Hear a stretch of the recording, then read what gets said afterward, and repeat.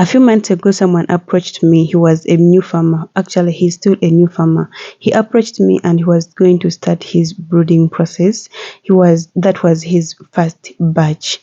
Okay, so he approached me. He needed some guidance on the brooding, feeding, and all that. So he needed a lot of information and he needed everything in details. Okay, so I told him to pay $50. $50. Okay, that is around roughly 200 like Ugandan shillings, 200,000. And when I told him that, after explaining everything that we had to do, of course, I told him a few things and he had to purchase like programs because that was a lot of information for me to sit, of course, like sit, write, make a full program, all different programs, and then send them to him. And on top of that, I have to call him and like have like almost a full session explaining each and everything, because you just don't give someone a program and you leave him to suffer with it. They may not understand it and it comes back to me when, of course, when they make losses or things don't go right. So I told him to pay $50 and he said this was his first question. I was looking for that conversation here, but I think Atekamu disappearing messages, so I lost that chat, the first chat. So when I told him to pay $50, he was like, oh, why am I even supposed to pay $50? I was like, where have you inboxed me? It's because you need guidance, you need information, you need programs, you need like everything that you don't know because you're a new farmer. He was like, no, it's not worth it. I'm going to ask someone. I think he had a relative who has ever raised birds that is local. I think local birds. So local or crailers, I'm not sure. I was like, it's okay. But the way he responded, he was like, it made me feel like I was actually stealing his money or I was just taking his money for nothing. I was like, cool, it's very fine. I wish you like luck, because of course I had told him a few things without even charging him money.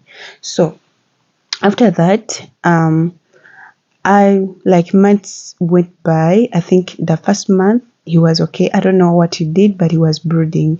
The second month he was okay, and then after brooding, he came back to me and was like, "Oh, I'm just removing my birds like from the brooder. What can I do?" I told him it is okay if it is time. Of course, you can remove them from the brooder.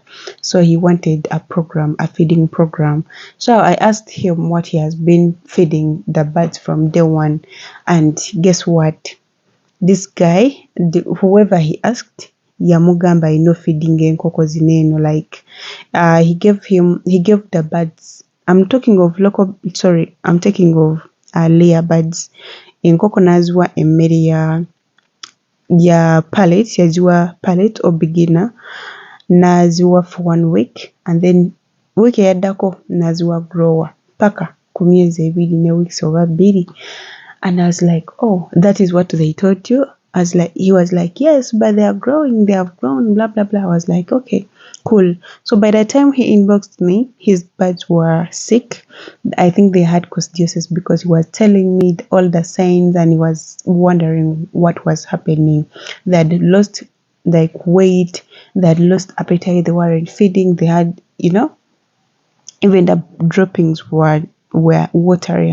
So I was like, I think your birds have got coccidiosis, because all the signs were showing coccidiosis. He was like, okay, how can I do? How can I get rid of it? How can I do this and that? So I was like, did you vaccinate them? Did you take all the vaccinations for coccidiosis? Because it is not only one.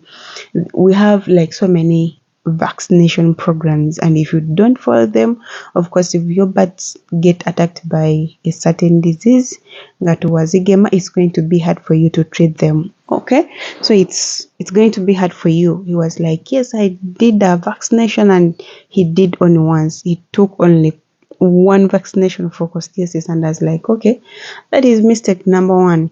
Mistake number 2, you did not change the feeds, and we do not feed the layer birds with pellets for 1 week. Okay, so he was like, oh, she told me this and that, and then the birds were okay.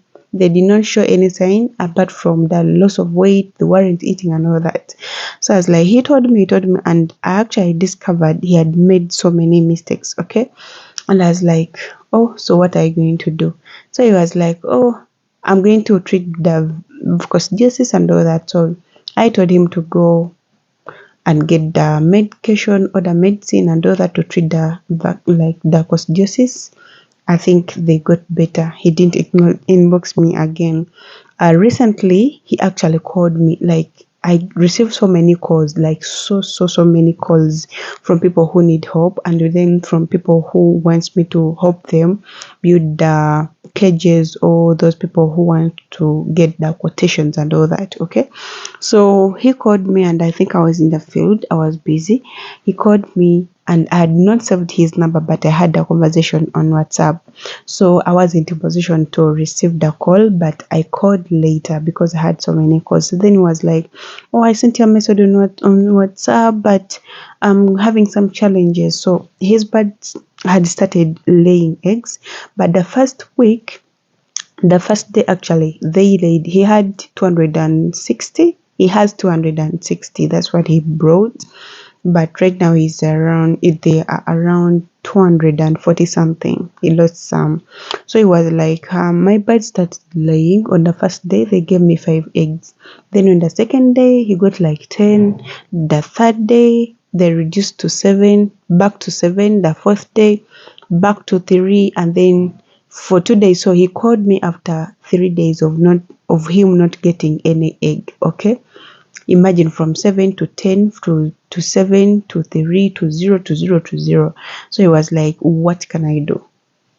Now I was so generous, and I asked him to tell me everything that he did in the brooder during the brooding period, then after the brooding period, that is the growing period, and then after Nepchia during the laying period. Obanga, we are changing the birds to layer to layer program, and he told me a series of things, and trust me, when I analyzed whatever he told me, he had made, I think 75% he had made mistakes, and this was his first batch.